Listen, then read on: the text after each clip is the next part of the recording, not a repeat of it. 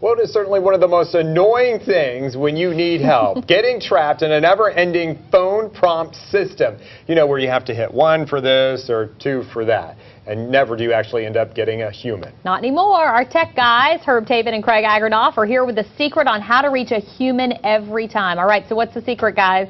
Well, you know, everybody's been frustrated when calling a bank or an airline, and there's a way to get directly to people called dialahuman.com. Yeah, many people don't realize you can circumvent the automated phone systems and actually reach a human. But imagine that, there are humans out there. Still. Many of the ways that you can circumvent these automated prompted systems, according to the site, are you can hit pound a bunch of times, press 0 a bunch of times. Even staying silent sometimes helps you out. Talking gibberish was probably my favorite one, which means you'd probably be able to get through to every single incredibly quickly human on any of these voice-prompted systems. But on these websites, they explain like what numbers you should be hitting or what you need to do for each individual company. Right. For instance, like Alltel Cellular, all you've got to do is hit pound, pound, pound, pound, and that'll get you right through the system. Now, I noticed here on Get Human that this is a list of companies that actually have the worst wait times. What is this one about?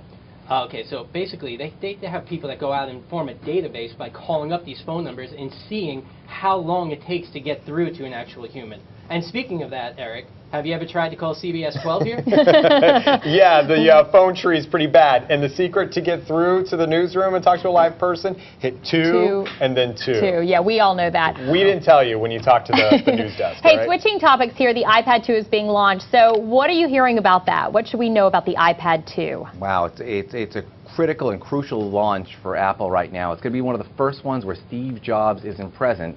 But there's a couple of things we're expecting to see with the iPad 2 tomorrow, some new features like... Oh yeah, they're talking about a thinner iPad, front and rear facing cameras, which will also enable you to be able to FaceTime, which we all love on our iPhone 4s. They're also adding speakers, much better speakers to this new iPad, and the retinal display is supposed to even be better if you can imagine that.